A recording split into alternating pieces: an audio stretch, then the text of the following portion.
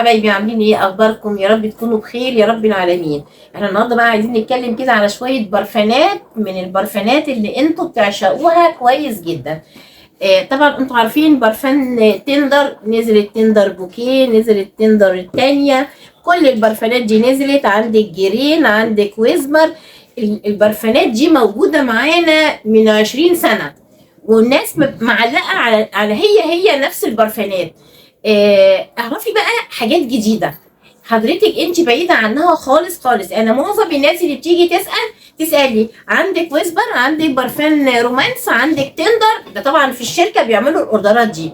طيب احنا ليه مش بندي البرفانات الجميله دي حقها؟ الشرقيه اللي هي تعتبر خليجيه، من البرفانات القويه جدا، انك انت لو عندك اي مناسبه وحابه ان البرفانات دي تقعد معاكي وقت كتير، فيبقى انت هتختاري البرفانات الشرقيه اللي جميله جدا، اللي هي زي حور العين، اللي هي اوتار، اللي هي ديفا. كل البرفانات دي من البرفانات القويه جدا جدا.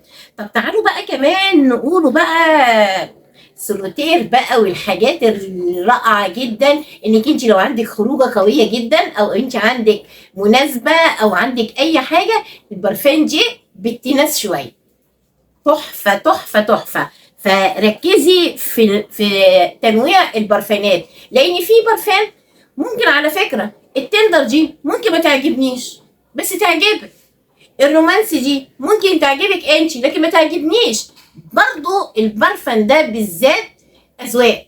طيب ولا البرفانات الجميله جدا اللي هي بقى بتاعت الصبح، وانت رايحه شغلك الصبح، وانت رايحه اي مشوار الصبح، حابه انك انت تحطي برفان جميل وهادي، يبقى انت هتستعملي انواع البرفان ديت.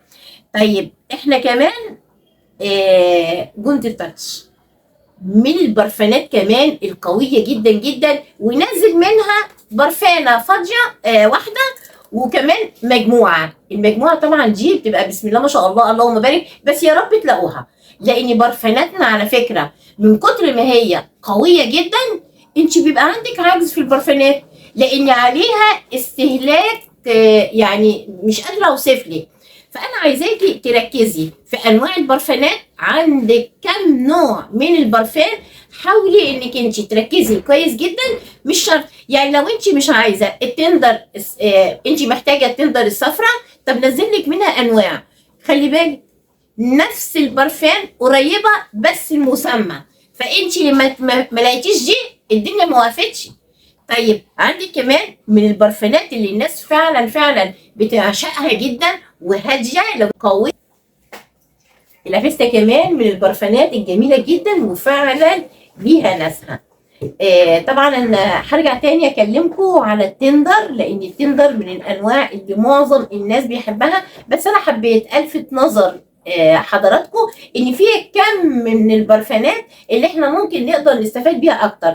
والتندر نازله منها 3 انواع، تعتبر التندر الصفراء والاثنين الموجودين دول معانا، وكل ريحه ليها طبع خالص وريحه خاصه. وكمان انا بقول لحضرتك ايه، خدي الحاجه اللي تناسبك، ممكن ما تناسبنيش لكن تناسب حضرتك. ممكن اقول لك كل ده انا مش عاجبني، بس ممكن اكون عاجبني صواريه، ممكن عاجبني البرفان سولوتير، دي بقى دي للخروجات بتاعت السواريه. بعد لكم مره واثنين وثلاثه على انواع البرفانات، وانت برضو ليكي اختيارك. يا رب اكون فدتكم ولو بذره صغيره، بس عايزاكم تركزوا معايا كويس جدا جدا في بقيه البرفانات اللي احنا طول الوقت مركزين على مجموعات معينه. لا، في عندنا اكتر من نوع، وزي ما انا قلت ان برضو البرفانات اذواق، ممكن تناسب حضرتك وما تناسبنيش، والعكس صحيح. شكرا لكم.